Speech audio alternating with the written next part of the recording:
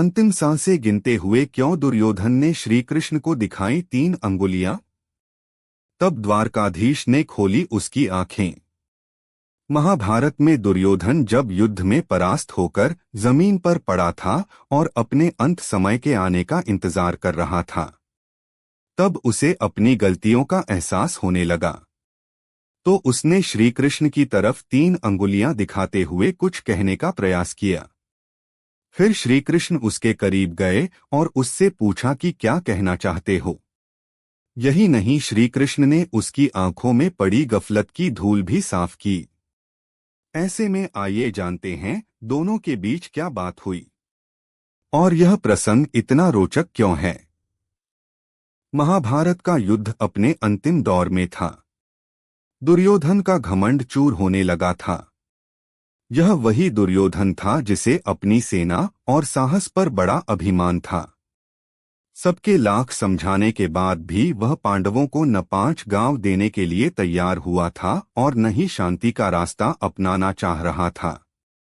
अब वह जमीन पर पड़ा था। महाबली भीम के गदा के वार ने उसे बुरी तरह घायल कर दिया था और वह अपनी अंतिम सांसें गिन रहा था। तभी वह भगवान श्री कृष्ण की ओर देखकर बार बार अंगुली दिखाने लगा। आखिर पांडवों का साथ दे रहे श्री कृष्ण को अपने अंतिम समय में दुर्योधन क्यों उंगली दिखा रहा था। आइए जानते हैं महाभारत की ये रोचक कथा। श्री कृष्ण को दिखाई 3 अंगुलियां। महाभारत के दौरान दुर्योधन और भीम के बीच भीषण युद्ध हुआ था। तब दुर्योधन भीम के गदा के प्रहार से लहूलुहान हो गया। दुर्योधन को अपनी मृत्यु निकट दिखाई दे रही थी। तब उसने श्री कृष्ण की ओर देखते हुए 3 अंगुलियां उठाईं और कुछ कहने की कोशिश की। श्री कृष्ण ने जब दुर्योधन को देखा तो वह उसके करीब गए और जानना चाहा कि वह क्या कहना चाह रहा है। तब दुर्योधन ने अंतिम समय में अपनी गलतियों पर बात की।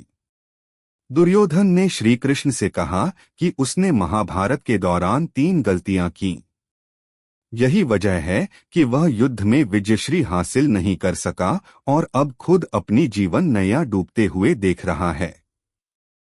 अगर वह इन गलतियों को नहीं करता तो उसकी जीत तय होती।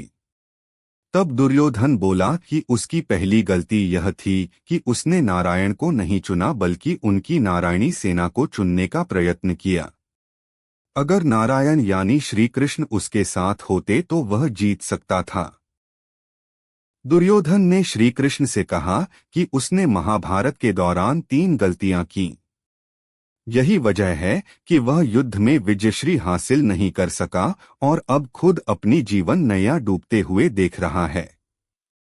अगर वह इन गलतियों को नहीं करता तो उसकी जीत तय होती। तब दुर्योधन बोला कि उसकी पहली गलती यह थी कि उसने नारायण को नहीं चुना बल्कि उनकी नारायणी सेना को चुनने का प्रयत्न किया। अगर नारायण यानी श्री कृष्ण उसके साथ होते तो वह जीत सकता था। इस पर श्री कृष्ण दुर्योधन को समझाते हैं कि तुम्हारी हार की मुख्य कारण है अधर्म के रास्ते पर चलना, अपनी कुलवधू द्रौपदी का चीरहरण करना। यही वजह है कि तुमने गलत कर्म किए और अपना भाग्य लिखा। श्री कृष्ण ने कहा कि तुम अपनी इन 3 गलतियों की वजह से नहीं हारे बल्कि सिर्फ इसलिए हारे क्योंकि तुमने अधर्म की राह चुनी। इस प्रकार अंत समय में दुर्योधन को अपनी सही गलती समझ में आई।